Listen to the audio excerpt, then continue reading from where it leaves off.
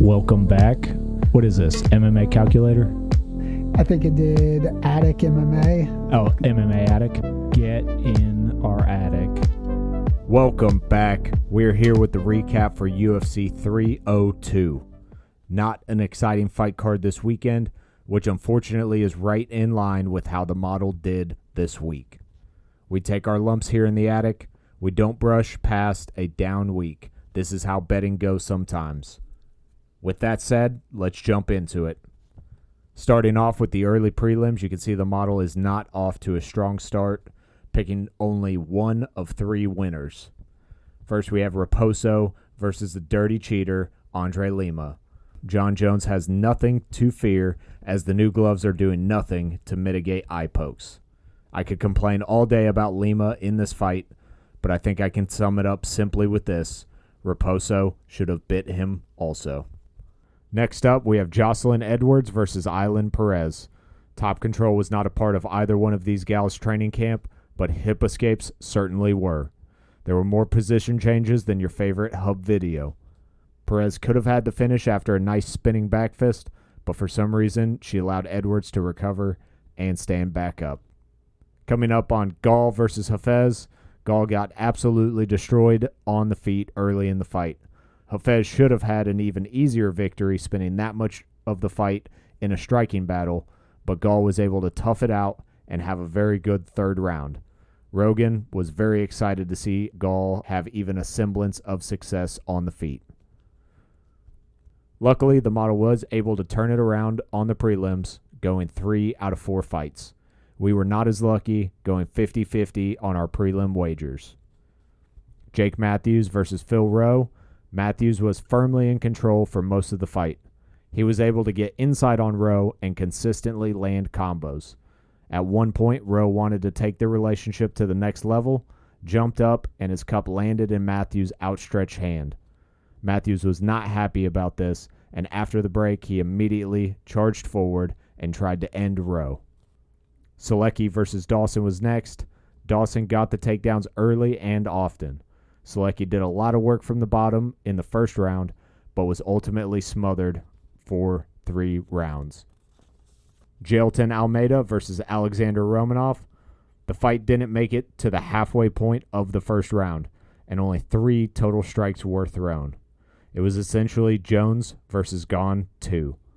Almeida took him down and subbed him as quickly as possible. Then he called out Gone in the post-fight interview because he wants to do that same fight all over again. Last up, we had Cesar Almeida versus Roman Kopylov.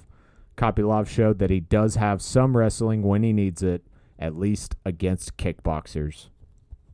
Back to the story of this card, with the model picking only 2 out of 5 correctly and us losing on all 3 of our main card wagers. First up, we have Randy Brown versus Zaleski dos Santos. I'm not sure how many fouls you can commit before a point gets taken, but Randy Brown could have probably hit Dos Santos with a chair and the ref would have looked the other way. On to Alex Morono versus Nico Price.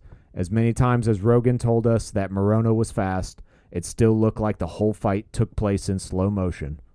Morono looked gassed after the first round. Maybe a short camp after a long layoff wasn't such a great idea. On the feature fight, we had Kevin Holland versus Mikhail Olenjachuk. Holland was outmatched in the striking and quickly dropped. Instead of staying where he almost certainly would have cruised to a victory, Olenjachuk dove into an armbar, and Holland wasted no time in attempting to remove that arm. In the co-main event, Paulo Costa ran a marathon in reverse while Strickland kept checking to see if he could touch his knees to his shoulders without bending his spine. Costa's corner told him that he was up 2 rounds to 1, but that was only true for the one judge that they had paid off. Finally, for the main event, Dustin showed that if he could keep his back off the cage, he could stuff nearly every takedown. Eventually, just the threat of a takedown allowed Islam to take the lead in the striking exchanges, creating an opportunity for an unorthodox takedown in the middle of the cage, ultimately leading to the submission finish. This week, the AI model was a coin flip, and we bet nearly every one of the losers, going 1 for 6 on wagers placed. We wagered 6.08 units, returning 2.08 units for a loss this week of 4 units. Taking a look at the all-time results, even with this awful week, the model is still doing well overall, picking 79 out of 121 fights correctly. We, however, slid back a little bit, cashing on only 29 out of 64 total wagers.